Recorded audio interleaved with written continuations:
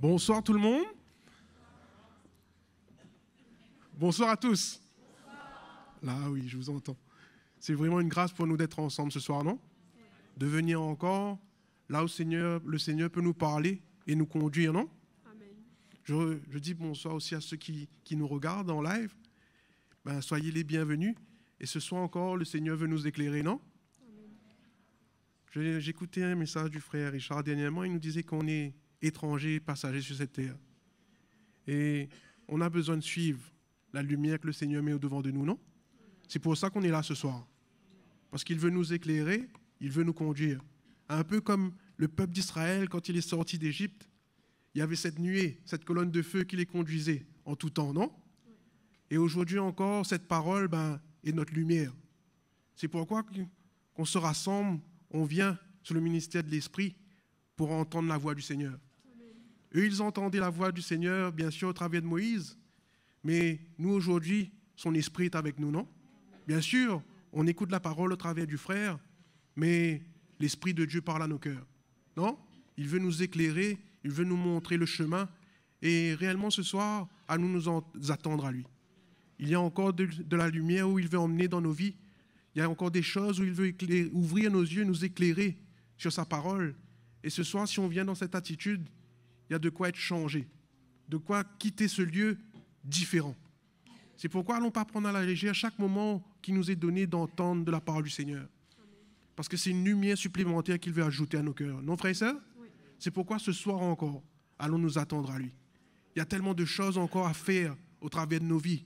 Il y a tellement de zones d'ombre dans lesquelles parfois on se cache encore.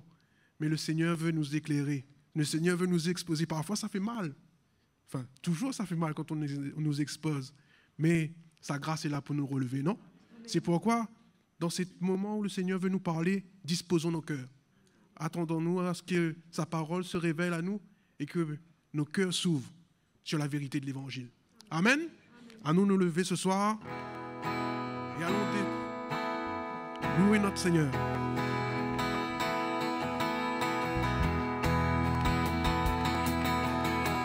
Venez offrons-lui un sacrifice de joie.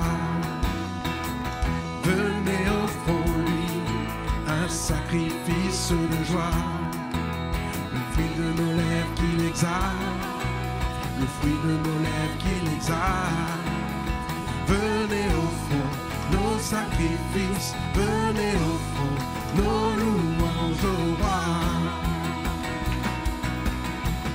Venez offrons-lui un sacrifice de joie. Venez offrons-lui un sacrifice de joie. Le fruit de nos lèvres qui l'exalte. Le fruit de nos lèvres qui l'exalte. Venez offrons nos sacrifices. Venez offrons nos louanges au roi. Venez. Venez offrons-lui un sacrifice de joie.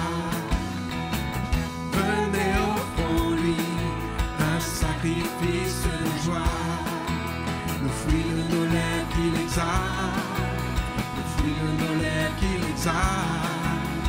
Venez offrons nos sacrifices. Venez offrons nos louanges au roi.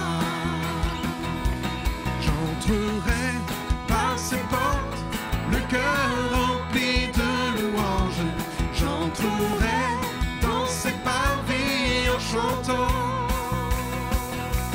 Je dirai, c'est la journée que le Seigneur a fait. Je me réjouirai car il m'a sauvé, il m'a sauvé. Oui, il m'a sauvé. Oui, il m'a sauvé, je me réjouirai car il m'a sauvé, il m'a sauvé. Oui,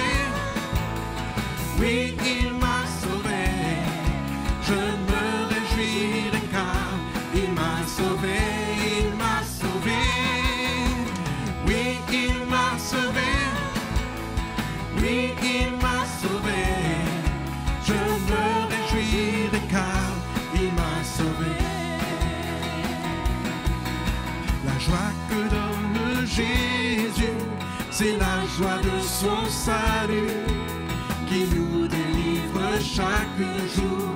Et nous célébrons son amour, la joie que donne Jésus, c'est la joie de son salut, racheté pour l'éternité, nous l'exaltons. À lui soit gloire, louange, honneur, puissance, sa joie éternelle consume nos cœurs. À lui soit gloire, louange, honneur, puissance, sa joie éternelle consume nos cœurs. La joie que donne Jésus, c'est la joie de son salut qui nous délivre chaque jour. Et nous célébrons son amour. La joie que donne Jésus, c'est la joie de son salut, racheté pour l'éternité, nous l'exaltons. À lui soit gloire, louange, honneur, puissance, sa joie éternelle consume nos cœurs. À lui soit gloire, louange, honneur, puissance, sa joie éternelle consume nos cœurs. J'aime élever le nom de Jésus et le chanter de tout mon cœur. J'aime élever le nom de Jésus, le nom le plus élevé. Je veux lui donner ma vie, mon être entier, pour le servir d'un cœur pur et zélé. Car je sais qu'il m'a changé, régénéré, pour faire de moi un témoin de son amour. Oui, j'aime élever le nom de Jésus et le chanter de tout mon cœur. J'aime élever le nom de Jésus, le nom le plus élevé. Je veux lui donner ma vie, mon être entier, pour le servir d'un cœur pur et zélé. Car je sais qu'il m'a changé, régénéré, pour faire de moi un témoin de son amour. Je veux lui donner ma vie, mon être entier, pour le servir d'un cœur pur et zélé. Car je sais qu'il m'a changé, régénéré, pour faire de moi un témoin de son amour. Faire de moi un témoin de son amour. Faire de moi un témoin de son amour. Alléluia, c'est vrai Seigneur, tu veux faire de nous Seigneur Jésus des serviteurs, de vrais adorateurs Seigneur. Oh Alléluia, oh nous t'adorons Seigneur Jésus. Alléluia.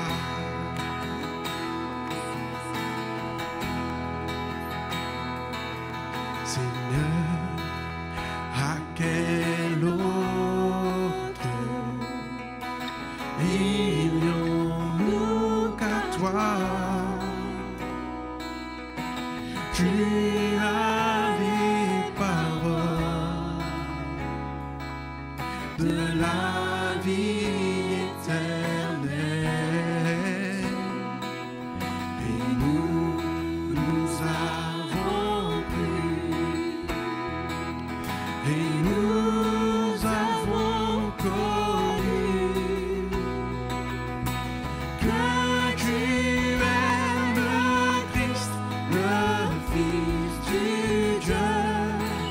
vivant. Seigneur, à quel autre, Seigneur, à quel autre irions-nous qu'à toi? Tu as les paroles de la vie éternelle, et nous avons cru, et nous avons connu que tu es le Christ, le Fils du Dieu vivant. Seigneur, à quel autre, Seigneur, À quel autre irions-nous qu'à toi? Tu as les paroles de la vie éternelle, et nous avons cru, et nous avons connu que tu es le Christ, que tu es le Christ, le Fils du Dieu vivant. tu es le seul, Dieu éternel, toi seul est juste et bon. Tu es le Dieu puissant. Tu es le Dieu puissant. tu tiens ma vie, Tu tiens ma vie entre tes mains, et c'est sur toi que je me tiens. Tu es le Dieu puissant. Tu es le Dieu puissant. sois glorifié, Sois glorifié, sois élevé, et dans nos cœurs et par nos vies, sois glorifié, sois glorifié, sois glorifié, sois élevé, et dans nos cœurs et par nos vies, sois glorifié, ô Dieu puissant. tu es le seul, Tu es le seul, Dieu éternel, toi seul est juste et bon. Tu es le Dieu puissant. Tu es le Dieu puissant. tu tiens ma vie, tu tiens ma vie entre tes mains, et c'est sur toi que je me tiens. Tu es le Dieu puissant. Tu es le Dieu puissant. Sois glorifié, sois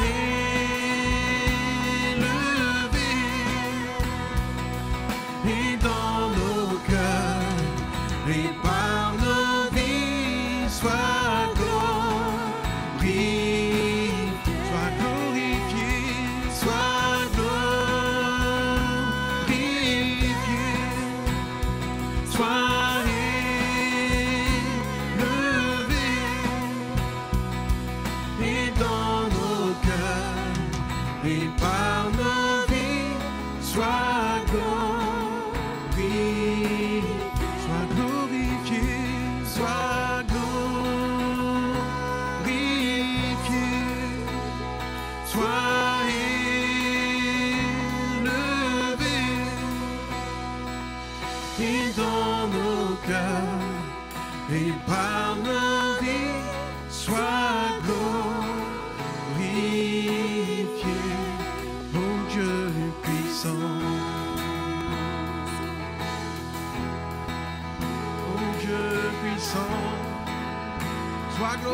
Seigneur.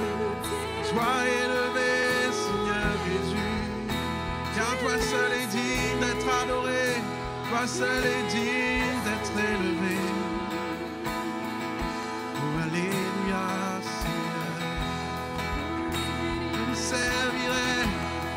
Je ne servirai pas d'autre Dieu, ni aucun autre trésor. Tu es le désir de mon cœur, Esprit de Dieu sans mesure. En ton nom, je porterai un sacrifice.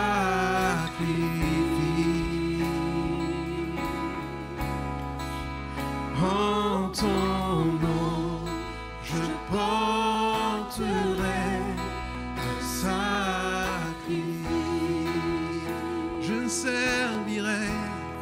Je ne servirai pas d'autre Dieu,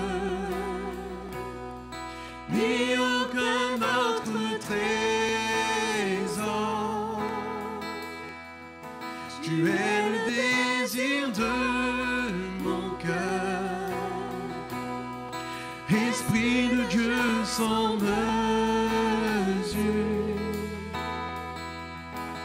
En ton nom, je porterai un sacrifice.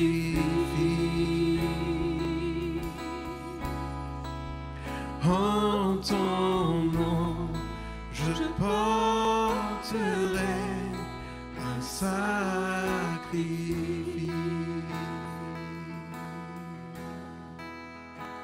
Alléluia, Seigneur.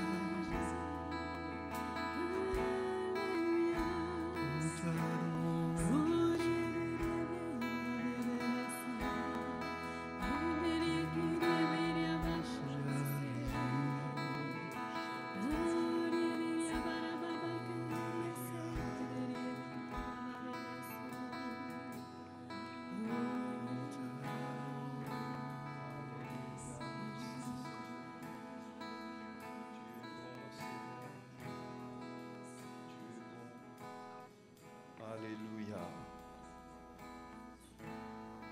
Oh, merci Seigneur. Nous sommes là pour découvrir ton plan davantage, être perfectionné dans notre esprit, dans notre compréhension de tes voies. Seigneur, merci de nous éclairer, d'illuminer les yeux de notre cœur. Accorde-nous la grâce de voir ce que nos yeux naturels ne voient pas, ce que notre intelligence naturelle ne comprend pas. Que nous puissions saisir ces choses, Seigneur, qui sont précieuses, qui sont salutaires pour notre âme. Merci, Seigneur, que ta lumière vienne sur chacun de nous ce soir. Te remercions au nom de Jésus. Amen. Bonsoir les frères et sœurs.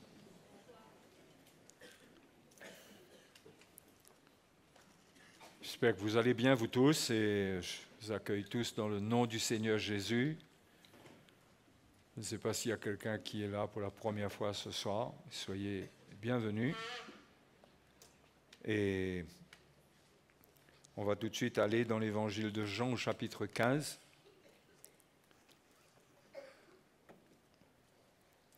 J'aimerais vous partager ce que je crois être quand même une clé, si ce n'est pas la clé, mais une clé importante pour la vie chrétienne, à comprendre.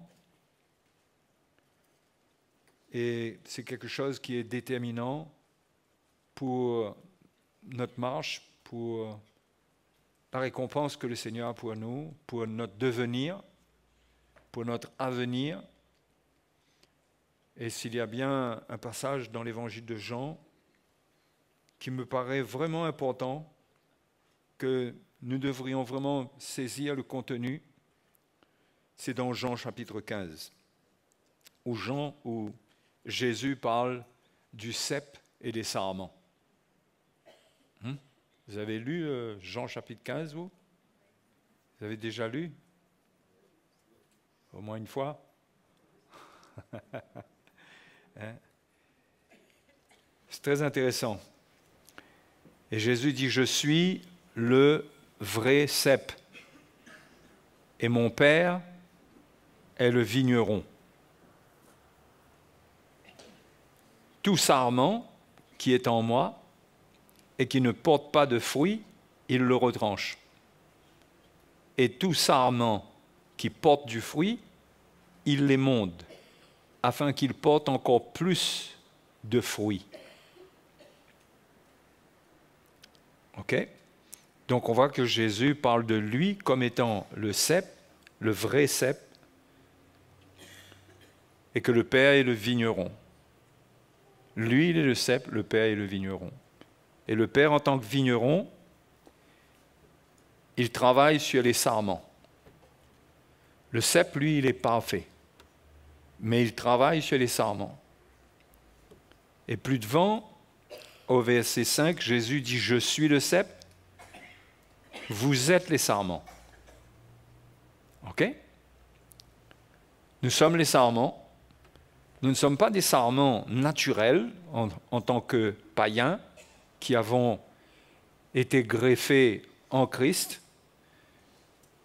Nous avons été adoptés par Jésus-Christ. Nous étions, Paul dit, étrangers aux alliances de la promesse.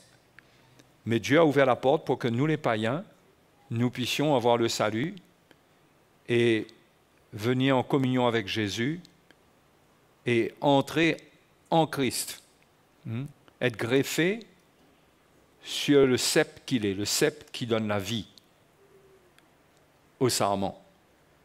Parce que sans cep, les sarments ne peuvent pas avoir de vie et ne peuvent pas porter du fruit. D'accord? Donc Jésus dit que le Père c'est le vigneron, nous sommes les sarments. Donc c'est important de bien se mettre dans le topo là, pour bien comprendre ce qu'il dit. Et je crois que quand Jésus parle, il nous faut prendre au sérieux ses paroles. Je ne pense pas que le Seigneur dit des choses pour faire peur. Il ne dit pas des choses ni pour faire peur, ni pour flatter. Il dit la vérité. Jésus est la vérité. Hein? Et quand il dit des choses, nous devons les considérer telles qu'elles sont. Cela peut nous confronter, cela nous encourage, cela nous confronte, cela nous défie. Le Seigneur ne parle jamais pour nous condamner, pour nous détruire. Au contraire, quand il nous avertit d'un danger, c'est pour réveiller notre esprit, c'est pour nous rappeler à la raison, pour que nous puissions faire attention à nous-mêmes. Parce qu'il nous aime, parce que nous sommes ses sarments. Nous lui sommes attachés, nous avons été greffés en lui. Donc les sarments, ce sont tous les chrétiens nés de nouveau. Tous les chrétiens nés de nouveau, qui ont cru en Christ et qui ont fait l'expérience de la vie qui est dans le cep. Naître de nouveau, c'est recevoir une transmission de la vie qui se trouve en Jésus, en nous. À partir du moment où ça se fait, nous sommes greffés en lui sur le cep qu'il est. Et dès le départ, le Seigneur parle d'une manière qui nous défie et qui nous avertit, mais alors puissamment, il nous avertit. Puisqu'il dit « Tout sarment qui est en moi et qui ne porte pas de fruits, il le retranche. » Donc il parle de tout sarment qui est en moi. Il y a toutes sortes d'interprétations sur cette, je ne sais pas si on peut parler de parabole, ce n'est pas vraiment une parabole, c'est juste une illustration réelle d'une vérité directe. Et ceux qui pensent qu'un chrétien ne peut absolument pas perdre son salut, ils interprètent ça d'une autre manière. Et je ne veux pas dire non plus ici qu'il s'agit absolument de perdre son salut. Parce que être retranché, ça peut vouloir dire aussi que on est amené vers le Seigneur. Ça peut parler de mort prématurée, ou ça peut parler, enfin, on peut donner beaucoup d'interprétations à cela.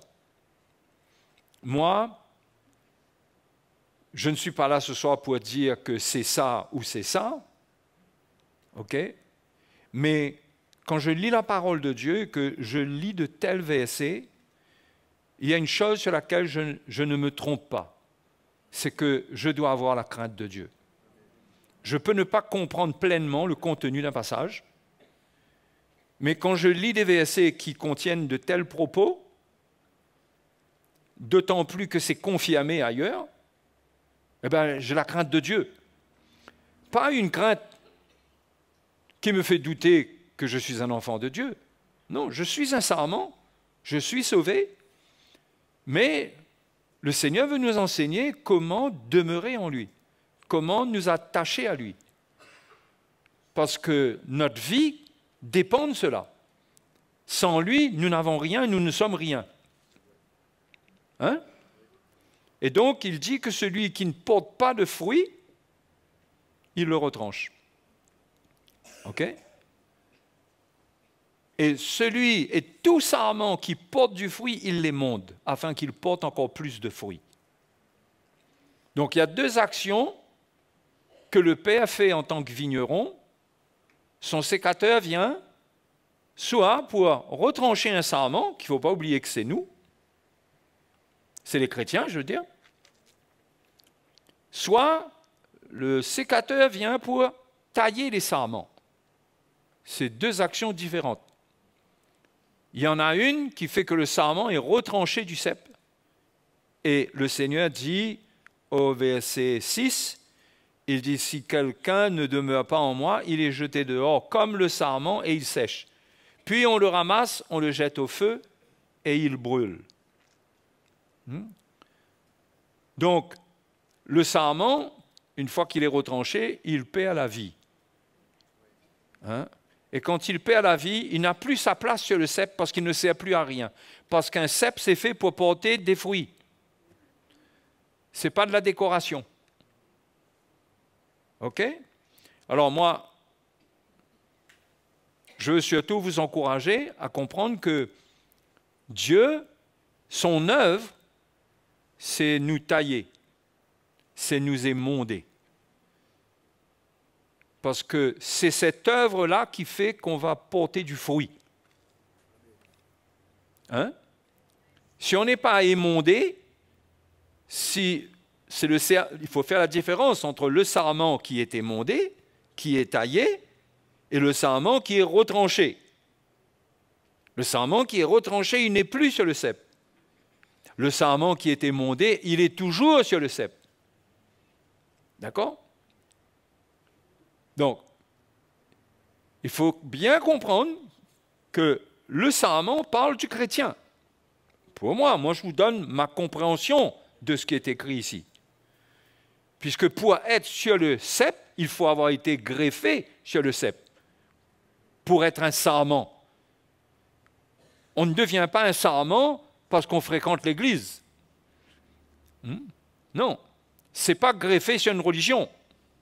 C'est greffé sur Christ. Ça parle de quelqu'un qui a donné sa vie à Christ, a commencé à s'attacher à Christ, ok? Et il est devenu, comme Paul dit dans Romains, une même plante. Il fait partie d'une même plante avec Christ. C'est comme cela que Paul parle du baptême. Si vous voulez, on peut y aller un instant, vous allez voir.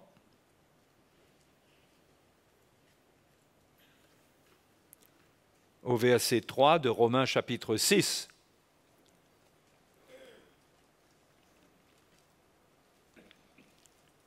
Ignorez-vous que nous tous qui avons été baptisés en Jésus-Christ, c'est en sa mort que nous avons été baptisés. Nous avons donc été ensevelis avec lui par le baptême en sa mort, afin que, comme Christ est ressuscité des morts par la gloire du Père, de même, nous aussi, nous marchions en nouveauté de vie.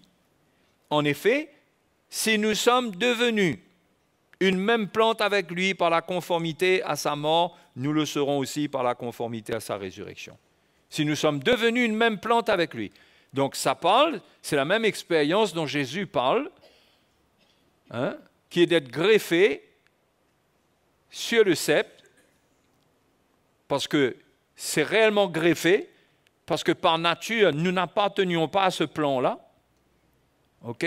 Mais Dieu nous a fait grâce. Dans Romains au chapitre 11, Paul parle de cela.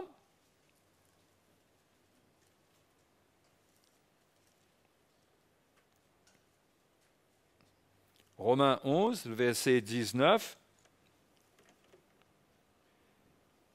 Tu diras donc, Romains 11, 19. Tu diras donc, à qui est-ce que Paul parle? Paul parle aux païens convertis. D'accord? Le tu, là, ça s'adresse aux païens convertis, c'est-à-dire à nous. Nous ne sommes pas des juifs convertis. Nous sommes des païens convertis. Tu diras donc, les branches ont été retranchées afin que moi, je sois greffé. Et c'est vrai, dans le plan de Dieu, les Juifs ont été incrédules, ils ont été retranchés pour cause d'incrédulité. Et les païens ont été greffés. La porte a été ouverte pour qu'ils soient greffés sur le sceptre. D'accord? Et Paul dit, cela est vrai que les branches ont été retranchées, les branches naturelles, les Juifs, afin que moi je sois greffé. La porte a été ouverte par l'incrédulité des Juifs, la porte est ouverte aux païens. C'est comme ça depuis presque 2000 ans. Cela est vrai, elles ont été retranchées, c'est-à-dire les Juifs, les branches juives, ont été retranchées pour cause d'incrédulité, et toi, le païen converti, tu subsistes par la foi. Ne t'abandonne pas à l'orgueil, mais crains. C'est-à-dire, ne crois pas que tu es supérieur maintenant aux Juifs. Tu n'es pas supérieur aux Juifs qui ont été retranchés. Sois pas orgueilleux. Hein? Mais crains. Il dit, mais crains. OK, on doit considérer ces passages. Car si Dieu n'a pas épargné les branches naturelles, c'est qui les branches naturelles? Hein? Les Juifs. Si Dieu n'a pas épargné les branches naturelles, il ne t'épargnera pas non plus. Parce que les branches naturelles, c'est quand même plus important que les branches sauvages que nous sommes, nous les païens. Donc, si Dieu n'a pas épargné les branches naturelles, Paul dit, il ne t'épargnera pas non plus. Donc, un païen, d'après ce que Paul transmet ici, converti, il ne doit pas croire qu'il est dans une place totalement sécurisée où il peut vivre n'importe comment, il peut faire n'importe quoi, et voir qu'il est né de nouveau, qu'il est converti, et que tout va bien se passer. Ce n'est pas la vision que Paul donne. OK? Mais il dit, si Dieu n'a pas épargné les branches naturelles, il ne t'épargnera pas non plus.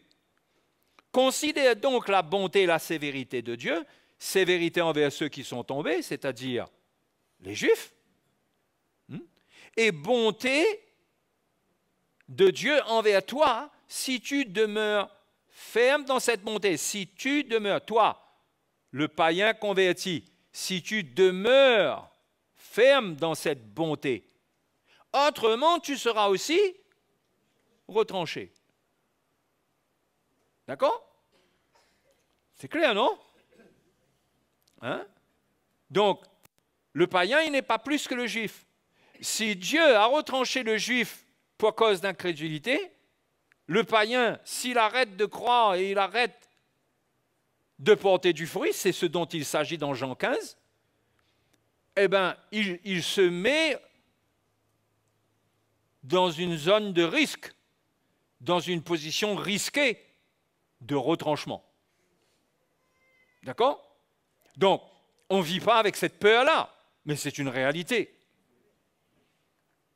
Et pourquoi vivrions-nous avec cette peur si nous servons le Seigneur? Okay? Nous sommes défiés si nous ne portons pas de fruits. Et il faut que le Seigneur nous défie. Parce que la nature d'un cep, c'est de porter du fruit. Donc le Seigneur veut nous secouer par sa parole et nous montrer la réalité. Hein? Donc il ne s'agit pas de se dire, oui, mais les Juifs ont été rebelles, ceci, cela, nous c'est par grâce. Oui, mais attention, Paul dit qu'il faut demeurer ferme dans la bonté de Dieu. Autrement, tu seras aussi retranché. Hein? La bonne nouvelle pour eux, les Juifs, c'est eux de même, s'ils ne persistent pas dans l'incrédulité, ils seront greffés, car Dieu est puissant pour les greffer de nouveau. Bien qu'ils ont été retranchés pour un temps, mais s'ils ne persistent pas dans l'incrédulité, Dieu peut les greffer. Donc Dieu n'en a pas fini avec celui qui est retranché finalement. Pas toujours. Du moins, en ce qui concerne le juif dans le contexte, il ne s'agit pas de nous là. Parce qu'à la fin, là, il s'agit du juif qui a été retranché et qui peut être greffé. OK? Alors, on ne peut pas appliquer ça carré. Dieu, dans sa grâce, il sait ce qu'il fait. On ne peut pas appliquer cela à quelqu'un qui était à l'église, qui n'est plus à l'église, etc., etc. Non. On ne sait rien, nous. Il n'y a que Dieu qui sait comment quelqu'un est dans sa vie. Est-ce qu'il est totalement mort? Est-ce qu'il a la foi? Est-ce qu'il a perdu complètement la foi? Qu'est-ce qui s'est passé avec lui? Il n'y a que le Seigneur qui sait ça. Hein? C'est pourquoi on peut espérer dans le Seigneur que le Seigneur va greffer à nouveau des frères et des sœurs qui sont aujourd'hui peut-être perdus dans le monde, mais Dieu est puissant pour les greffer à nouveau. Dieu peut faire cela. Mais il n'empêche qu'il y a eu un temps où peut-être que Dieu les a retranchés. Si c'est Dieu. Si c'est Dieu, là encore on ne peut pas tirer de conclusion. Mais d'une manière ou d'une autre, Dieu est en contrôle de toutes choses. Hein? Mais nous n'avons pas besoin de réfléchir sur tout cela, nous. Nous devons avoir une attitude de crainte de Dieu pour nous remettre en question. Donc, nous sommes des sarments et selon l'attitude qu'on aura et la réponse qu'on aura à l'Évangile, eh bien, nous entrons dans l'une de ces deux catégories. Ou bien nous sommes un sarment qui porte du fruit, dans ce cas, Dieu va nous émonder pour qu'on porte encore plus de fruits, ou bien nous sommes un sarment qui ne porte pas de fruits, et dans ce cas, Jésus dit que nous serons retranchés. Je parle en interprétation directe de ce que la parole de Dieu dit. Je ne suis pas en train de faire de cela un message pour nous faire peur, mais il y a une réalité, c'est qu'il y a des gens, il y a des chrétiens qui abandonnent la foi, il y en a des milliers. Il y a beaucoup de gens qui ne reconnaissent plus, même certains même changent de religion. Il y a des gens même qui étaient chrétiens qui retournent à la sorcellerie. Il y a des gens qui vont dire « Oh, mais ce n'est pas possible. » C'est mal connaître la nature humaine. Quand on commence à rétrograder, on ne sait pas où on va finir. C'est pourquoi nous devons faire attention à nous-mêmes, prendre garde. Et le Seigneur, il veut bien sûr nous émonder. Mais là, ce que je veux vous dire ce soir, ce qui est important pour chacun de nous, c'est que nous portions du fruit. C'est qu'on porte du fruit. Là où nous sommes, nous devons porter du fruit. Ce n'est pas une question d'aller examiner la quantité d'œuvres qu'on fait et tout. Mais un chrétien, il doit porter du fruit. Et ça, la parole de Dieu détermine ce que c'est. C'est la parole de Dieu qui détermine ce que c'est. Okay? Et tous les chrétiens, les sarments, doivent se retrouver là-dedans pour être émondés. Et quand on est émondé, c'est glorieux. Parce qu'on va porter encore plus de fruits. C'est-à-dire qu'un chrétien, il commence sa vie en portant quelques fruits, mais plus il est émondé, plus il portera de fruits. Donc un chrétien, il doit viser cela. Il doit accepter l'œuvre de Dieu qui l'émonde. Parce que c'est là aussi qu'il peut résister à Dieu. Quand Dieu veut l'émonder et qu'il résiste au sécateur, c'est le sécateur, non? Quand il résiste au sécateur de Dieu qui veut l'émonder, eh bien ce même sécateur, à un certain moment, peut le retrancher. Parce que s'il refuse d'être émondé, il ne portera pas de fruits. Il va mourir à un certain moment. Il faut qu'il soit émondé pour qu'il continue à vivre et qu'il porte encore plus de fruits. Et c'est ce que Dieu cherche. Si on regarde ce que Jésus dit, verset 8, regardez ce que le Seigneur dit au verset 8 de Jean 15. Si vous portez beaucoup de fruits, c'est ainsi que mon Père sera glorifié et que vous serez mes disciples. Si vous portez beaucoup de fruits, c'est ça que le Père veut. C'est qu'on porte beaucoup de fruits. Ce n'est pas nous qui allons déterminer la quantité de fruits. Dieu sait quel plan il a pour nous. Ce qui est certain, on ne peut pas se comparer, les sarments ne peuvent pas se comparer, être en compétition, mais Dieu a une mesure de production de fruits pour chaque sarment. Mais ce qui est certain, c'est que chaque sarment doit produire du fruit. D'accord? Donc, la clé dans ce passage, c'est quoi? C'est l'attitude qu'on a quand Dieu veut nous émonder. C'est de recevoir la parole de Dieu. Parce que regardez ce que Jésus dit au début. Après avoir dit que tout sarment qui porte du fruit, il l'émonde afin qu'il porte encore plus de fruits. Au verset 3, il dit « Déjà vous êtes purs à cause de la parole que je vous ai annoncée. » Déjà vous êtes purs. L'émondage du sarment, c'est pour purifier le sarment. Quand il est purifié de ses parasites, de tout ce qui gêne, il va porter du fruit. Il sera purifié, nettoyé pour porter du fruit. Et Jésus dit, déjà vous êtes purs à cause de la parole que je vous ai annoncée. Donc, l'instrument principal pour émonder, c'est la parole du Seigneur. Ben oui, parce qu'il dit déjà vous êtes purs, c'est-à-dire déjà vous êtes émondés. C'est comme si qu'il dit déjà, il y a une œuvre d'émondage dans votre vie parce que, à cause de la parole que je vous ai annoncée, quand quelqu'un entend la parole de Dieu et reçoit la parole de Dieu dans son cœur, cette parole, c'est le sécateur de Dieu pour l'émonder. Cette parole est transmise à son esprit pour faire un travail, pour nettoyer son cœur et sa vie, pour l'amener à la repentance, pour l'amener à se détacher des choses qui sont inutiles, pour le nettoyer des choses inutiles et parasitaires dans sa vie, de manière à ce que par cette réponse qu'il donne à la parole et par l'œuvre de cette parole en lui, il portera plus de fruits ensuite. Parce que quand on est libéré de ce qui est charnel, on va porter plus de fruits. OK? Donc, c'est important pour un chrétien d'être à l'écoute de la parole de Dieu,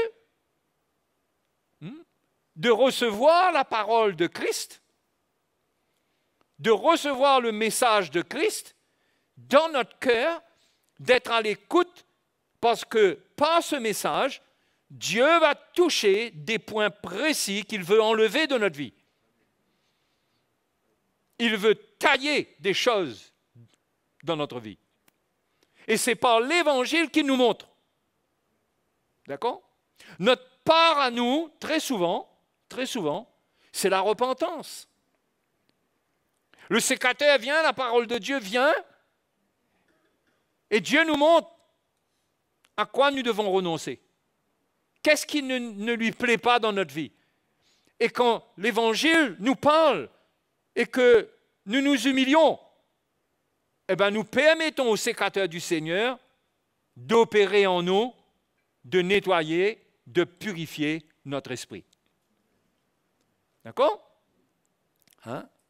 Et c'est comme ça qu'on va grandir spirituellement. Grandir spirituellement, quelqu'un qui grandit spirituellement, c'est quelqu'un qui porte du fruit. Et c'est quelqu'un qui porte de plus en plus de fruits. Et quelqu'un qui rentre dans la maturité, c'est quelqu'un qui porte abondamment des fruits. OK? On ne peut pas raconter des histoires là-dessus. Quelqu'un de spirituel, ce n'est pas quelqu'un qui absolument, il sait prier, il sait faire des choses. Toutes ces choses font partie certainement des fruits qu'il doit porter, ça fait partie de sa vie. Mais Ce qui est important, c'est qu'au-dedans de lui, l'Évangile le défie et il renonce. Il renonce à lui-même. Et le sécateur le retranche. Taille, pas le retranche, taille sa branche, taille sa vie. Enlève de lui. Il y a des choses qui sont émotionnelles, qui sont en plus. Il y a des relations qui sont toxiques, comme on dit, néfastes. Et que le Seigneur, il touche à ça. Et que nous acceptons. Nous ne résistons pas. Quand nous ne résistons pas, le sécateur de Dieu il va continuer à nous émonder. Le jour où nous commencerons à résister au sécateur de Dieu, ça peut tout amener au retranchement. Comprenez, ce n'est pas du jour au lendemain, quelqu'un rebiffe un peu là et puis hop, il est retranché. Non, ce n'est pas comme ça. Là, ça parle de persistance, d'attitude. On persiste, on continue. D'accord? On continue. Et celui qui résiste à Dieu, quelque part, il sait très bien qu'il est en train de résister à Dieu. Il sait bien que son cœur ne s'accorde pas avec la parole de Christ, avec le message de Christ. Il sait très bien qu'il n'est pas d'accord. Il sait très bien qu'il y a des choses, Dieu lui parle et Dieu lui montre clairement. Vous savez, voilà comment la chose est. Dieu nous montre clairement par sa parole ce qu'il en est. Et que nous persistons à avoir une autre opinion. Donc nous empêchons au Seigneur de nous émonder. Mais nous ne pourrons jamais porter plus de fruits dans une telle attitude. Mais quand nous nous humilions, le sécateur du Seigneur nous taille. Le Saint-Esprit est à l'œuvre. Le Saint-Esprit touche nos cœurs, nous délivre, enlève de nous des désirs de la chair, et nous ressentons qu'il y a des désirs de l'esprit qui prennent place. Nous avons peut-être des projets, il y a des choses qui grandissent en nous, Christ grandit en nous. Et nous avons envie de grandir dans le service de Dieu. Donc tout ça, c'est la progression spirituelle du chrétien. La clé, c'est de porter du fruit. Le danger, c'est ne pas porter de fruit. La clé, c'est porter du fruit. On est d'accord que porter du fruit nous garantit que Dieu va continuer à œuvrer en nous. Et que ne pas porter de fruit nous expose au risque d'être tranché. Oui ou non? Donc, un chrétien, il doit vouloir porter du fruit. Et Jésus continue. Bon, il dit déjà vous êtes purs au verset 3. Il dit déjà vous êtes purs à cause de la parole que je vous ai annoncée. Demeurez en moi et je demeurerai en vous. Comment on va demeurer en lui? Il dit nous, il dit demeurez en moi et je demeurerai en vous. C'est logique, parce qu'en tant que sarment, si nous restons attachés au cep, la vie du cep va demeurer en nous. Donc c'est nous, c'est notre attitude, c'est notre réponse à l'œuvre de Dieu qui fait que nous demeurons en lui. Demeurer en lui, c'est quoi? C'est demeurer sur le cep, c'est demeurer greffé, c'est être attaché, c'est permettre à sa vie de venir en nous. Non? C'est pourquoi ici il dit « Demeurez en moi et je demeurerai en vous ». Il ne dit pas « Je demeurerai en vous et vous demeurerez en moi ». Non, il dit « Demeurez en moi et je demeurerai en vous ». Parce que la question ici, c'est l'attitude en tant que sarment que l'on a par rapport à la parole de Dieu. Qu'est-ce qu'on veut? C'est nous qui devons manifester la foi, c'est nous qui manifestons la repentance, ce n'est pas le Seigneur. D'accord? Le Seigneur, lui, il parle. Sa parole est là pour nous équiper, pour nous transmettre la foi, pour nous pousser à la repentance. Mais c'est nous qui prenons l'attitude qui fait que nous demeurons en lui. Ça, c'est numéro 1. Je demeure en lui. Et Jésus dit « Demeurez en moi », conséquence, le petit « et » là, c'est conséquence, je demeurerai en vous. C'est-à-dire ma vie va demeurer en vous. Est-ce que vous voyez là? C'est compliqué? Pas compliqué. Hein, c'est très simple à comprendre. Comme le sarment ne peut de lui-même porter du fruit s'il ne demeure attaché au cep, ainsi vous ne le pouvez pas non plus si vous ne demeurez en moi. D'accord? Donc il parle bien de l'attachement au cep. Quand il parle de demeurer en lui, il parle de l'attachement au cep, parce que sans cet attachement au cep, il ne va pas demeurer en nous. Et s'il ne demeure pas en nous, nous ne porterons pas de fruits parce que nous n'aurons pas sa vie. OK? C'est clair. Et c'est pourquoi il dit, celui qui demeure en moi, au verset 5, au fait, il le dit avant, il dit, s'il ne demeure attaché au cep, le sarment, il dit ainsi, vous ne le pouvez pas non plus si vous ne demeurez en moi. Je suis le cep, vous êtes les sarments. Celui qui demeure en moi et en qui je demeure, toujours pareil, celui qui demeure en moi, en numéro 1, et conséquence, et en qui je demeure, porte beaucoup de fruits, car sans moi, vous ne pouvez rien faire. OK? Sans moi, ça ne veut pas dire sans moi étant chrétien. Je suis devenu chrétien. Parce que tous les sarments sont des chrétiens. Et Jésus parle des sarments ici. Les sarments dont il est question ici, là, c'est les chrétiens, ça. C'est pas qu'il y a des vrais sarments et des faux sarments. Non. Non, non, non. Tout ça, c'est des sarments. C'est les chrétiens qui ont été greffés en Christ, qui font partie du cep. Mais, il y a des attitudes différentes par rapport à la parole de Dieu. Certains demeurent, d'autres ne demeurent pas.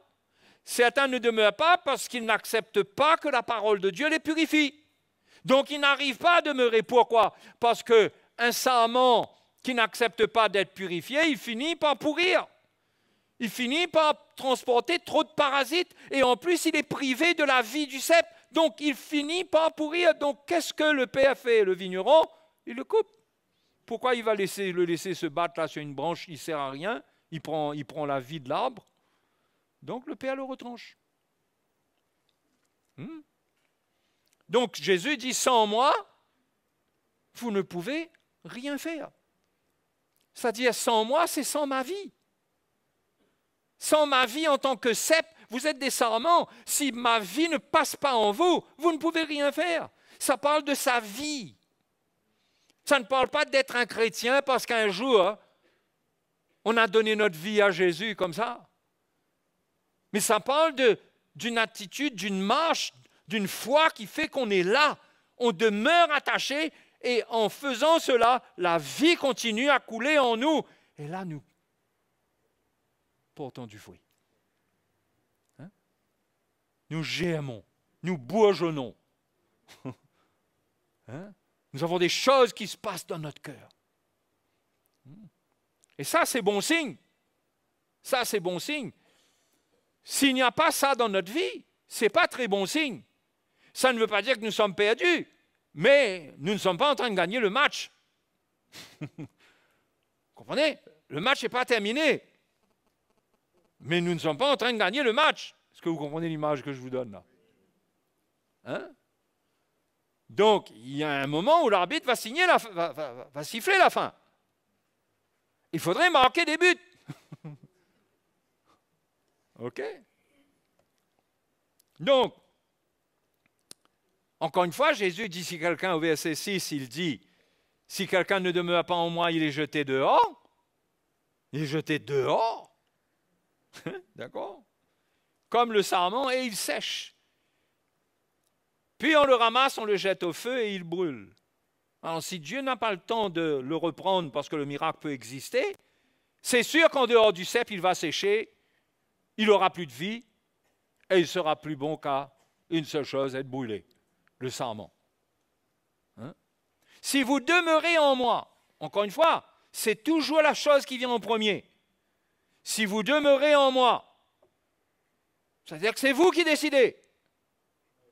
Le si veut dire que la condition, c'est ça. C'est que vous demeurez en moi. C'est à vous de décider. Ça ne veut pas dire maintenant que la vie chrétienne repose sur notre force. Non. Mais mes frères et mes sœurs, la foi doit venir de nous. On doit rechercher la foi.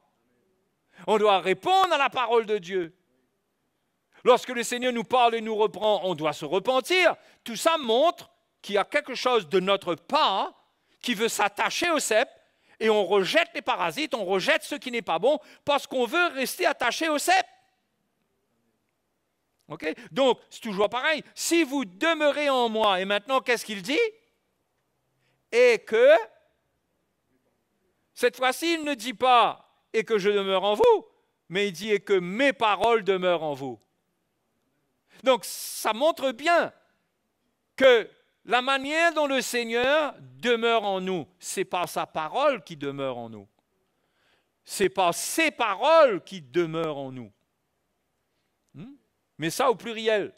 Tous les enseignements, tout ce qu'il nous dit, tout ce dont il nous parle, si ça demeure en nous, ça veut dire quoi? Si nous ne rejetons pas, si nous acceptons ces paroles, nous les recueillons, nous les considérons pour les mettre en pratique, nous ne prenons pas à la légère, elles demeurent en nous.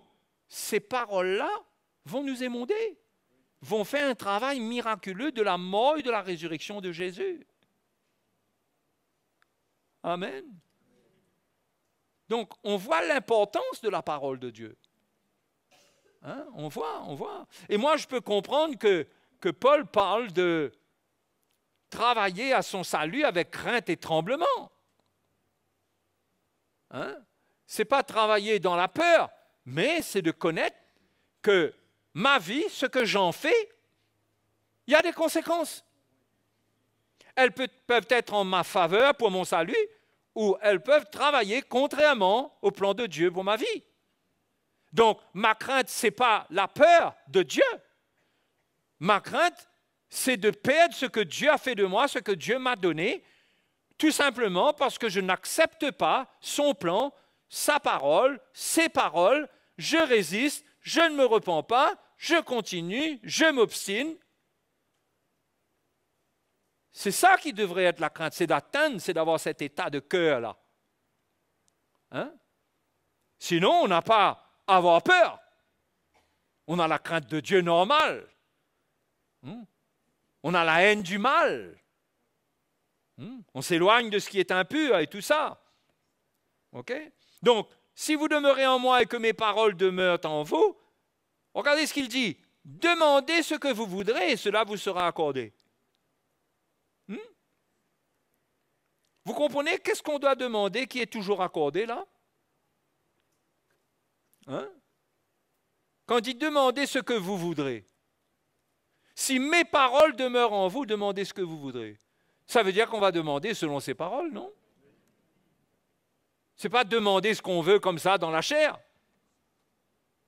Mais c'est demander selon sa parole qui demeure en nous. C'est-à-dire que quand Dieu œuvre en nous par sa parole et que nous reconnaissons notre état, d'accord? Nous reconnaissons ce que la parole de Dieu dit là. Nous reconnaissons cela pour notre vie. Et nous lui demandons son aide. Nous prions selon sa volonté parce qu'il nous a montré. Il ne nous a pas montré ce qu'il veut changer dans notre vie pour nous laisser comme ça. Il nous a montré pour faire des miracles dans notre vie. Mais ça demande aussi, souvent, ça demande que quand Dieu nous parle, que nous demandons à Dieu, maintenant en retour, que nous recherchions l'accomplissement de sa volonté, sa libération, son changement, ça nous amène à chercher Dieu dans la prière, à chercher le Seigneur, à nous humilier et à lui dire « Seigneur, je me repens, j'accepte, et je veux le changement que toi seul peux produire. » Et quand je demande cela, c'est cela, ça. Hein? Demandez ce que vous voudrez. Ce que vous voudrez là, c'est ce que la parole de Dieu vous a montré, que vous avez accepté. Et ça, vous voulez ça? Jésus dit, cela vous sera accordé. Le Seigneur vous rendra libre à un moment ou à un autre. Mais attention, on reste sur la même base. On parle de quelqu'un qui porte du fruit. Quelqu'un qui porte du fruit. Parce que quelqu'un qui ne porte pas de fruit, dès le départ, il est en danger. Mais quelqu'un qui sait le Seigneur, quelqu'un qui donne sa vie, Hein? Quelqu'un qui veut que sa vie, ses sarments, soient remplis de fruits pour les autres. On n'a jamais vu un arbre manger ses propres fruits. Les fruits ne sont pas pour l'arbre et pour la branche elle-même. Les fruits, c'est pour les autres. Donc, ça montre bien qu'un chrétien, il doit avoir une vie dans laquelle il a une relation avec son prochain et sa vie porte des fruits de la part de Dieu pour faire du bien, pour fortifier, pour relever, pour rafraîchir. Hein? Tout ça de la part de Dieu, ça c'est la vie chrétienne. Mais s'il n'a rien, jamais rien à donner, et si au contraire, il n'a que des mauvais fruits à donner, c'est pas normal. Hein? Donc, après, Jésus dit, si vous portez beaucoup de fruits, mon Père sera glorifié. Parce que ce qui glorifie Dieu, c'est quand on le sert avec l'œuvre qu'il fait dans notre vie. C'est quand Jésus en nous porte du fruit. Le Père, il est glorifié par une seule personne, par Jésus-Christ. Il n'est glorifié par personne. Vous comprenez? Il n'est pas glorifié par nous. C'est la vie de Christ qui le glorifie. C'est la vie de Christ, ce n'est pas nous. Ce n'est pas notre chair, ce n'est pas nos bons désirs. Ce n'est pas tout ça. C'est qu'est-ce qu'il y a de Christ en nous qui porte du fruit. C'est ça qui le glorifie. Et c'est ça qui fait qu'on est des disciples de Christ. Parce qu'on porte les fruits de Christ dans notre vie. Parce qu'on a reçu les paroles du Seigneur et ces paroles produisent la vie en nous, nous aimons et nous font porter encore plus de fruits. Et ça glorifie le Père. Et si le Père est glorifié par notre vie, il ne va pas nous retrancher, au contraire. Du reste, ce n'est pas le désir de Dieu de veiller qu'il va retrancher. Au contraire, la parole de Dieu nous donne plein de paraboles pour nous montrer la grande patience du Seigneur envers les figuiers. Il y a des paroles comme ça qui montrent comment il y avait un figuier qui ne donnait pas de fruits et que le maître de la vigne a dit il faudra couper, et celui qui s'occupait de la vigne a dit non, mais allons attendre encore un an, je vais mettre du fumier, on va voir. Donc la parole de Dieu témoigne d'une patience. D'une patience. Hein? Ce n'est pas comme si quelqu'un là, il résiste pendant un peu de temps et hop, là, il va être retranché. Non. Non. Mais ne jouons pas avec le feu. Parce qu'en l'occurrence, là, il s'agit de jouer avec le feu. Ne jouons pas avec le feu. Mais repentons-nous, accueillons la parole de Dieu, accueillons ses paroles. Parce que si ces paroles demeurent en nous, nous allons prier selon ces paroles, et bien nous allons recevoir de Dieu ce qu'il veut faire dans notre vie, et nous serons libres. Nous porterons des fruits, merveilleux, n'est-ce pas? Et quand on regarde dans la parole du Seigneur, eh bien, les fruits prennent une place importante. Regardez encore le verset 16 du chapitre 15. Jésus dit, « Ce n'est pas vous qui m'avez choisi, mais moi je vous ai choisi et je vous ai établi, afin que vous alliez et que vous portiez du fruit. » D'accord? Tu vois pareil. Afin que vous... On a été établi, en fait ici il a parlé en premier aux apôtres, mais cette parole de Dieu est valable pour nous. Afin que vous alliez et que vous portiez du fruit. Que vous alliez, ça veut dire que notre vie, elle est donnée dans son plan. Nous ne restons pas enfermés sur nous-mêmes, mais nous avons une vie où nous allons. Nous allons faire sa volonté. Et que vous portiez du fruit, et il dit, et que votre fruit demeure. C'est ça que Dieu veut. C'est que notre fruit demeure. Encore une fois, afin que ce que vous demanderez au Père en mon nom, il vous le donne. Maintenant, c'est autre chose. Quand Dieu fait son œuvre en nous et que nous allons porter du fruit, eh bien maintenant, on va vouloir être équipé de la part de Dieu pour le servir. Maintenant, on va demander à Dieu. Parce que maintenant, on est en train de bouger, en train de servir le Seigneur, et que notre fruit demeure, Dieu fait son travail, le fruit est là. Maintenant, c'est le temps où nous prions pour demander au Père Hein? Il dit, afin que ce que vous demanderez au Père en mon nom, il vous le donne. Donc là, c'est un temps où on prie pour demander au Père, alors qu'on porte beaucoup de fruits, on commence à prier le Père pour qu'il se révèle, pour qu'il nous équipe, pour qu'il ouvre des portes, pour qu'il fasse des choses, hein, afin qu'on le serve pleinement. Hein? Je relis ça. Il dit donc, je vous ai choisi, je vous ai établi, afin que vous alliez et que vous portiez du fruit. Donc là, on porte du fruit et que votre fruit demeure. Donc ça parle d'un travail de maturation du fruit. Il y a le fruit qui est là. OK? Parfois c'est au singulier, parfois c'est au pluriel. Mais ce n'est pas grave, c'est des fruits en abondance de toute façon. Mais quand le fruit demeure, ça veut dire que là, Dieu a fait son travail. Il y a quelque chose de solide, de bon. Il y a un fruit juteux qui est là. Eh bien, afin que, quand c'est comme ça, afin que ce que vous demanderez au Père en mon nom, il vous le donne. Quand vous avez atteint cet état-là, il y a bien des choses qui vont se passer.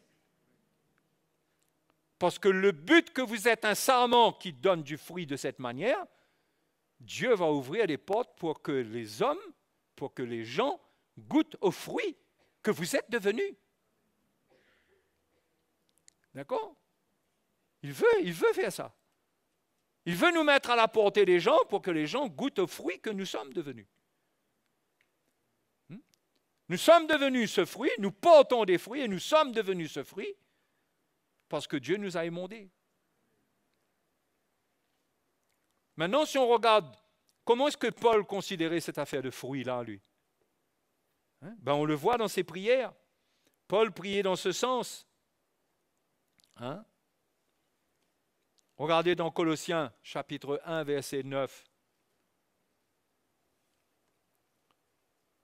C'est pour cela, Colossiens 1, 9, c'est pour cela que nous aussi, depuis le jour où nous en avons été informés, nous ne cessons de prier Dieu pour vous. Nous demandons que vous soyez remplis de la connaissance de sa volonté en toute sagesse et intelligence spirituelle. Ça, c'est l'investissement de la connaissance du Seigneur, de sa volonté, par ses paroles, okay? Comme on a lu tout à l'heure. Pour marcher d'une manière digne du Seigneur, lui est entièrement agréable, portant des fruits en toutes sortes de bonnes œuvres. Voilà encore. Paul priait pour que les chrétiens portent des fruits en toutes sortes de bonnes œuvres. C'est-à-dire que quand l'œuvre de Dieu se fait dans la vie d'un chrétien, il y aura des bonnes œuvres qui vont suivre.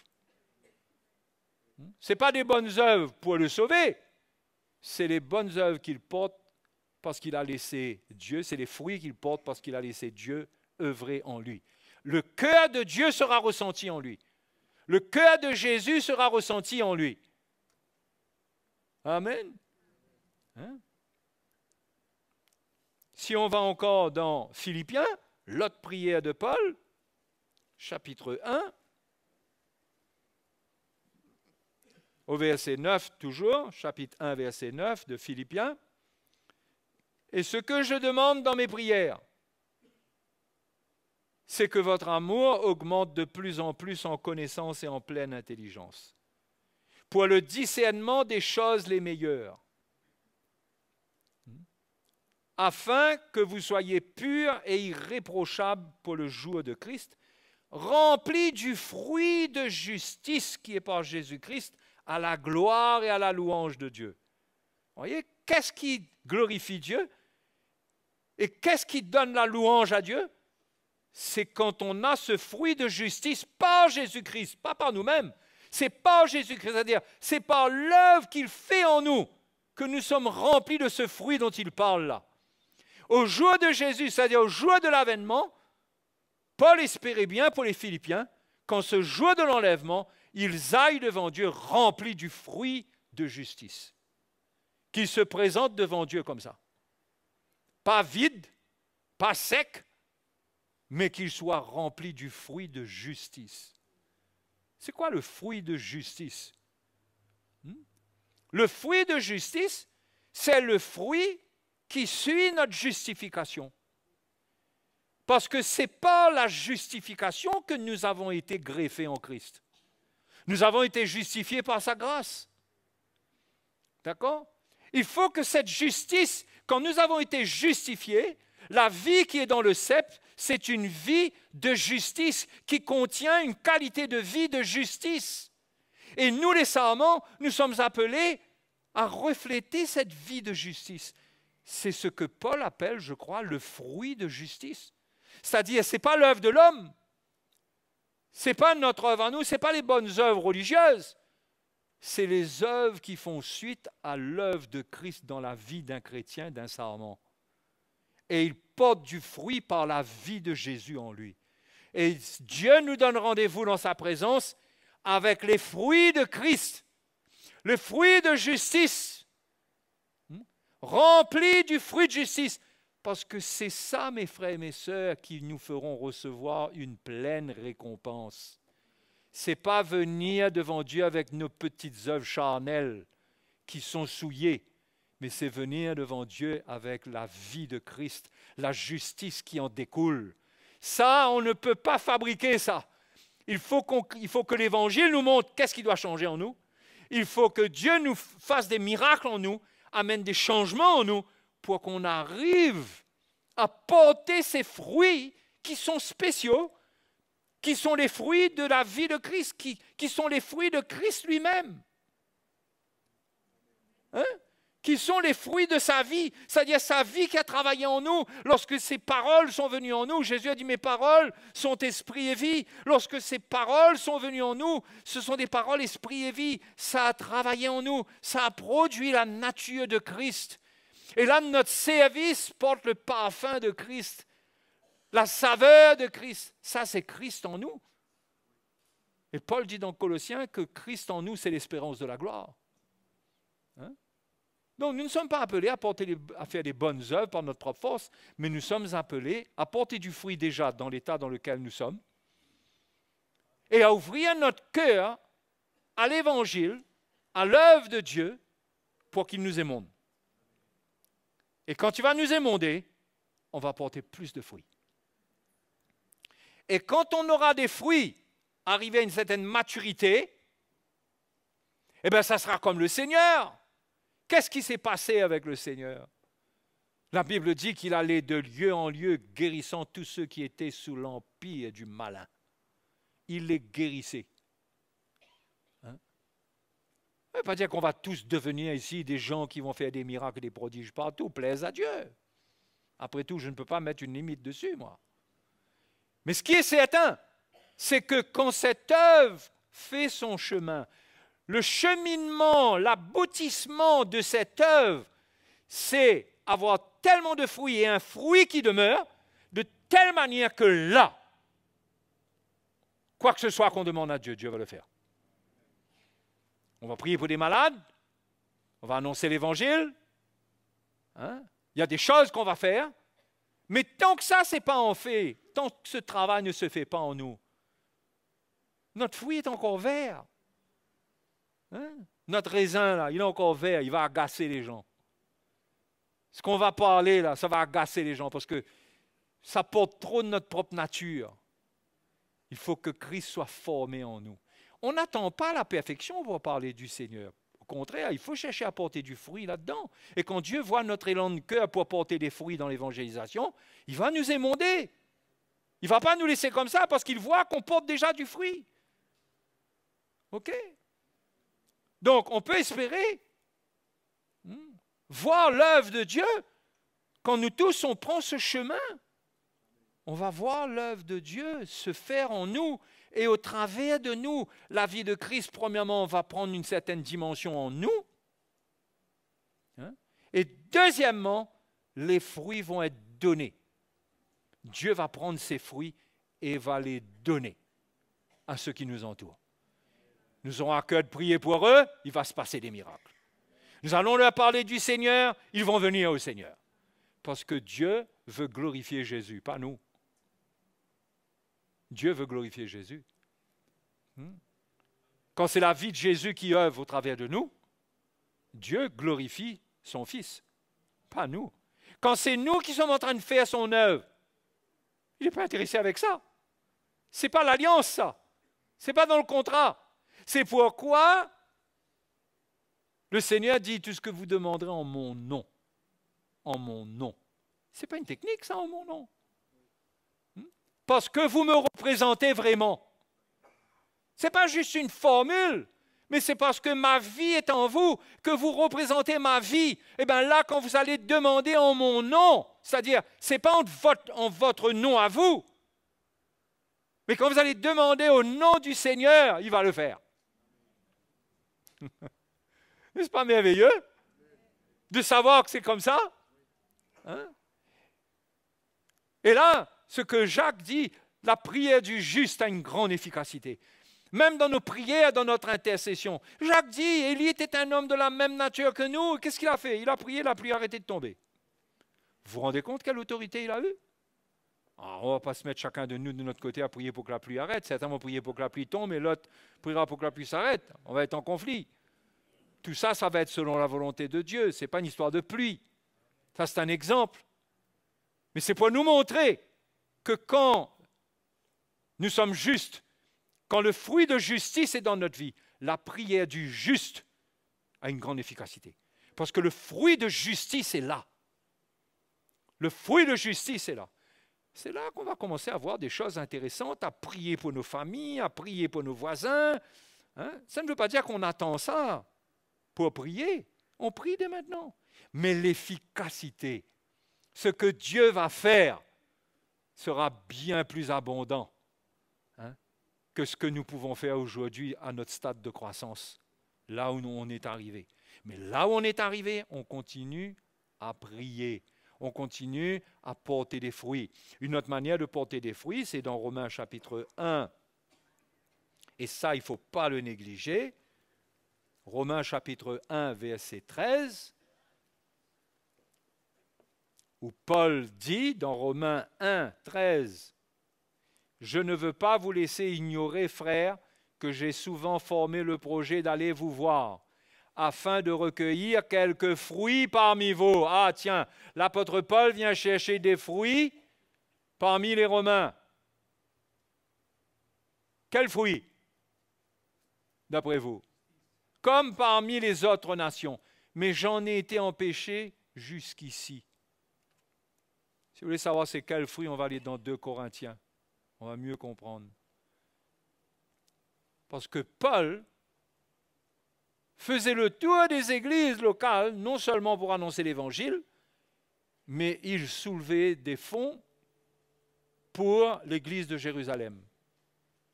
Hein? Une église où il y avait beaucoup de pauvres.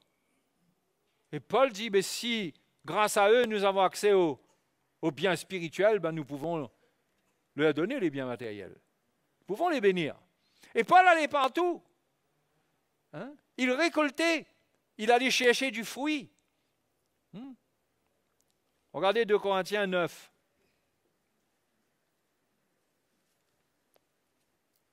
Verset 10. Quand Paul parle de... Attendez, le verset 6, c'est intéressant.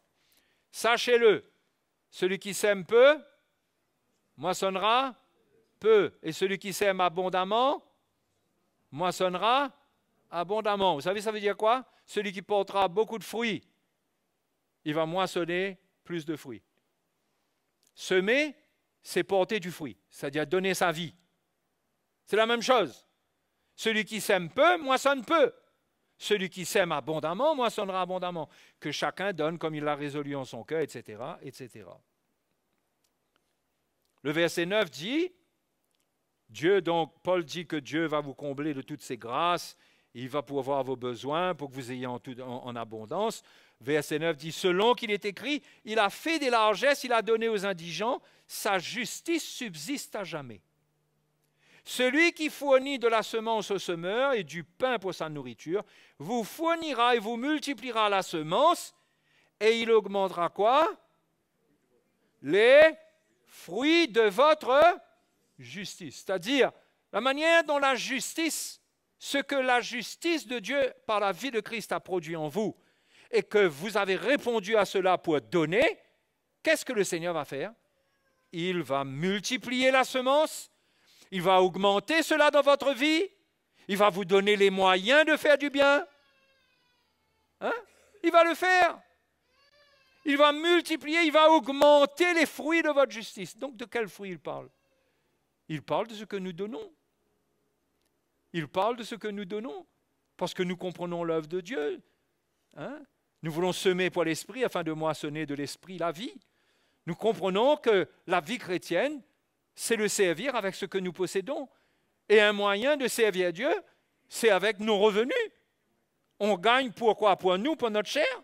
On gagne de manière à avoir de quoi faire des bonnes œuvres, de manière à avoir des semences. Et ça, c'est les fruits de notre justice. Ça fait partie des fruits de justice. Donc, on peut en conclure quand même qu'un chrétien qui ne donne rien, ok, qui ne donne rien, qui est avare, qui est pingre, il n'a pas de part là-dedans. Il ne moissonnera pas, il ne donne rien. Mais s'il donne, Dieu est fidèle. S'il donne, pourquoi? Vous savez, l'évangile a été manipulé par des hommes qui voulaient se remplir les poches et qui achètent des avions et des hélicoptères et des villas à 6 millions, 10 millions de dollars. Mais j'espère que vous comprenez que ce n'est pas le cas au milieu de nous, mais que c'est pour l'œuvre de Dieu. C'est pourquoi on vous témoigne de l'œuvre qui se fait, on vous rend compte des missions, vous êtes au courant de ce qui se passe, et puis vous voyez notre vie. Il n'y a aucun bénéfice personnel là-dedans, si ce n'est que quand même nos besoins sont pourvus. Certains sont mis à part pour l'Évangile à plein temps pour s'y consacrer totalement. Hein? Mais il n'y a pas de bénéfice charnel là-dedans. Okay? Donc, le chrétien qui comprend ce qu'on vit, il ne devrait pas avoir de peur de semer. De semer. Semer, c'est porter du fruit. Comment on porte du fruit? En semant. Avec joie, parce que Dieu aime celui qui donne avec joie. Attention, le même passage dit « sans contrainte, ni tristesse, ni contrainte ». Avec joie. Dieu aime celui qui donne avec joie. Le chrétien qui le fait avec joie, ça veut dire quoi? Ça veut dire que dans son cœur, les paroles de Christ ont gagné son cœur. Peut-être qu'au départ, il ne servait pas Dieu d'une certaine manière, mais Dieu a travaillé sa vie. Maintenant, il est libre. Maintenant, il peut donner plus. Il peut faire plus de bonnes œuvres. Mais tout ça dépend du travail de Dieu en nous. Comment Dieu nous émonde. Hein? Si nous sommes satisfaits de là où nous sommes arrivés, hein, le travail du Seigneur s'arrête là même. Mais si nous avons soif de porter des fruits en abondance, Dieu fera son œuvre pour nous rendre capables d'avoir plus. Ça ne veut pas dire que tout le monde va devenir riche, non. Mais tout le monde aura de quoi, là où il est, de quoi faire des bonnes œuvres et en même temps pour avoir ses besoins. Tout le monde. Paul parle ici, il ne parle pas à des riches ici, là. Hein? Bien sûr, les Corinthiens étaient quand même un peu plus riches que les Philippiens, qui étaient extrêmement pauvres. Mais tout ça pour dire que c'est le plan de Dieu qu'on porte du fruit, et ça, c'est une manière de porter du fruit. Et qu'il ne faut pas négliger de donner à l'œuvre du Seigneur. Parce que c'est la justice de Dieu, ça. C'est le cri qui est dans la vie de Christ, dans le cœur de Christ, que l'Évangile aille dans les nations pour libérer le peuple de Dieu. C'est son cri, ça. C'est son cœur. Quand on s'associe à son cœur, on est une même plante avec lui, eh bien, nous aussi, on participe. On sème pour l'esprit. Et on moissonnera selon ce qu'on a semé. Amen. Donc, mes frères et mes sœurs, Paul dit dans Galates, on ne se moque pas de Dieu. Ce qu'un homme sème pour sa chair, ce qu'un homme sème, il le moissonnera. S'il sème pour sa chair, il moissonnera de la chair la corruption. S'il sème pour l'esprit, il moissonnera de l'esprit la vie. Si vos finances, disons-le carrément, hein, c'est bien comme ça, hein, c'est que pour vous, c'est pour la chair, c'est pour vos émotions, c'est pour faire plaisir à, je ne sais pas, votre famille, vos voisins, ou je ne sais pas trop qui, ou même vous faites certaines bonnes œuvres, il n'y a pas de problème, la parole de Dieu nous encourage. Mais Paul dit de faire des œuvres, surtout envers les frères en la foi. Hein? Ça, c'est semé pour l'esprit. Si on n'a pas cette vie-là, on n'a rien compris. Ou on a un manque de lumière, ou bien on résiste. Hein? Mais moi, je veux vous encourager à porter du fruit. Parce que quand vous porterez du fruit, vous commencerez à en porter. Le Père vous émondera. Il vous émondera dans votre cœur. Il enlèvera le petit peu d'avarice qui est encore là. Vous savez ce qu'il enlèvera aussi? L'insécurité. Le fait que vous ne vous sentez pas en sécurité dans ce monde. Hein? Il va enlever ça. Il va mettre une paix profonde en vous. Et il va vous permettre de répondre à son appel sans crainte. Il va vous émonder. Amen. Hein? C'est pourquoi l'apôtre Paul dit que si quelqu'un, il dit ne vous inquiétez de rien. Mais par des supplications, des prières et tout ça, faites connaître à Dieu vos besoins. Et la paix de Dieu gardera vos cœurs en Jésus-Christ. Voyez? C'est ça le royaume de Dieu. C'est la justice, la paix et la joie par le Saint-Esprit. Et il y a tellement d'insécurités qui peuvent nous animer. On veut prévoir, on veut prévoir, on veut prévoir, et on a peur, et on vit dans l'insécurité. Le Seigneur veut nous rendre libres de cela. C'est un travail d'émondage. Il émonde. Il doit œuvrer. Hein?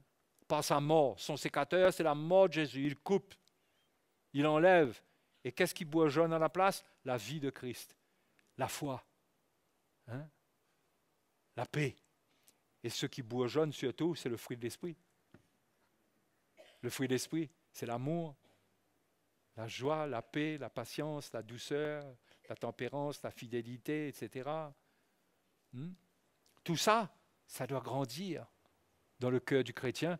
Quand il est émondé, ça va grandir. Le cœur du Seigneur va se ressentir en lui.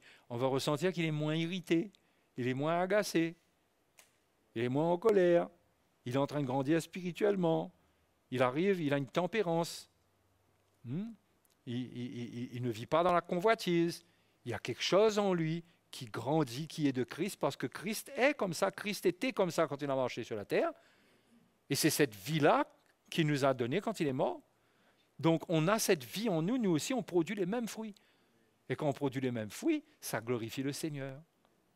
Alléluia. Le fruit de l'esprit, c'est une grande récompense. L'amour, ressentir qu'on a de l'amour en nous. Qui a aimé mieux que Jésus dans ce monde? Et l'amour de Christ peut nous animer. Mais ça ne se fait pas comme ça. Il faut que Dieu nous émonde. Il faut que le Seigneur travaille en nous. Et moi, je veux vous encourager, ouvrez votre cœur à l'œuvre de Dieu. Ouvrez votre cœur à l'œuvre du Seigneur. Acceptez que Dieu vous émonde. Ne soyez pas satisfaits de là où vous êtes. Ça devient de la religion à certains moments. Ça devient des réunions de religion. Mais quand Dieu est à l'œuvre en nous, là on vient, on loue le Seigneur, on le prie, on le cherche, c'est vivant. Il y a la vie de Christ en nous. Alléluia. Donc frères et sœurs, j'espère que ça vous encourage, que ça ne vous laisse pas une sensation de peur. Mais si vous n'êtes pas bien, si vous sentez que vous êtes sec, ne vous laissez pas mourir. Reprenez le dessus, repentez-vous, attachez-vous au Seigneur, revenez vers lui, écoutez son évangile, écoutez beaucoup sa parole, le message de l'évangile pur. Pas tous les messages qui circulent dans n'importe quel, qui sortent de n'importe où. Non, le message pur de l'évangile. Ça va produire la vie et la foi en vous. Ça va vous relever. Ça va changer, ça va couper. Vous allez comprendre, vous allez dire, mais je n'avais pas compris ça. Mais tu sais, tel message a touché mon cœur, ça a changé quelque chose dans ma vie. Oui, oui. La parole de Dieu fait des miracles. La vraie parole de Dieu fait des miracles. Donc, que le Seigneur vous encourage ce soir. Allons le remercier avant de nous séparer. Et que Jésus soit pleinement glorifié dans nos vies. Alléluia. C'est lui qui doit être ressenti dans notre vie. Ce n'est pas moi. Comme Jean l'a dit, que je diminue afin qu'il croisse. Il faut qu'il grandisse. Il doit être tout et en tous. Jésus, c'est la plénitude de Dieu pour nous. Il doit remplir nos cœurs et nos vies. Alléluia. Vous désirez ça?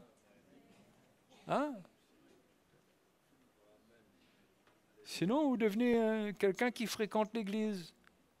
Mais vous allez mourir en fréquentant l'église. Il y a un moment où vous serez fatigué. Il y a un moment, même l'évangile que vous allez entendre risque même de vous tourmenter, de vous fatiguer. Hein? Au lieu que ça soit un sécateur qui vienne couper ce qui n'est pas bon, ça devient quelque chose qui vient de vous piquer. Non. Moi, je vous encourage. Vous êtes né de nouveau. Vous êtes un sarment. Ne séchez pas. Cherchez le Seigneur. Alléluia. Merci, Seigneur. Allons prier ce soir, nous tous, là, dans cet endroit. Élevons nos voix vers le Seigneur. Alléluia. Merci, Seigneur. Merci, Seigneur. Oh Dieu, merci. Alléluia. Si vous voulez porter du fruit, élevez votre voix. Soyez pas orgueilleux. Demandez au Seigneur clairement. Clairement. Regardez pas autour de vous. Priez le Seigneur. Alléluia. Merci, Seigneur. Merci, Seigneur. Tu es bon, Seigneur. Tu es bon. Tu es bon. Tu nous sauves par ta vie dans ces derniers temps. Tu nous sauves par ta vie. Nous te bénissons. Nous te bénissons. Alléluia. Merci, Seigneur. Merci pour ta grâce. Merci pour ta grâce. Merci, Seigneur, d'entendre nos prières ce soir. Tu es à l'écoute de nos cœurs. Tu es à l'écoute de ce qui se passe en nous parce que tu es à l'œuvre par ta parole. Tu nous parles. Tu entends, tu vois la foi. Tu vois là où il y a des réponses. Tu vois ceux qui sont brisés.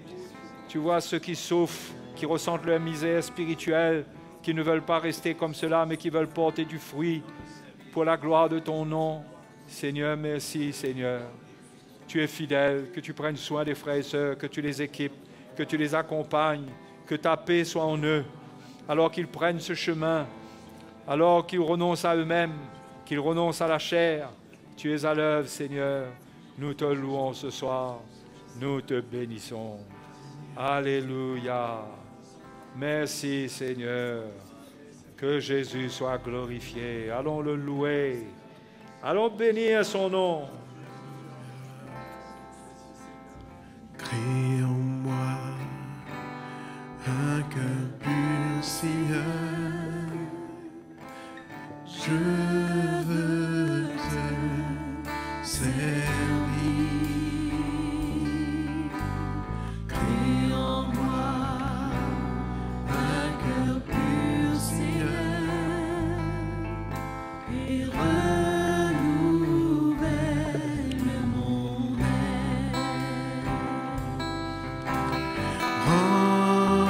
Remplis-moi, guéris-moi, ramène-moi à toi.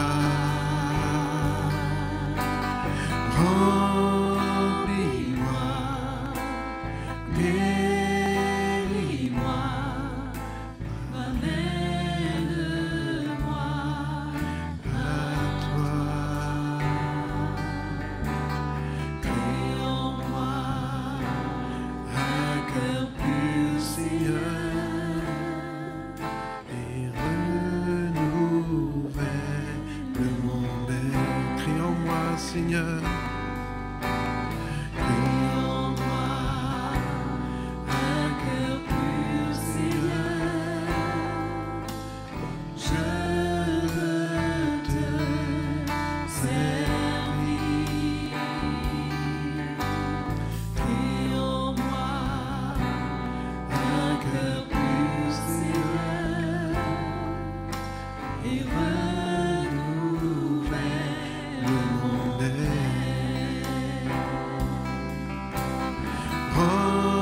Remplis-moi, guéris-moi, ramène-moi à toi. Remplis-moi, guéris-moi,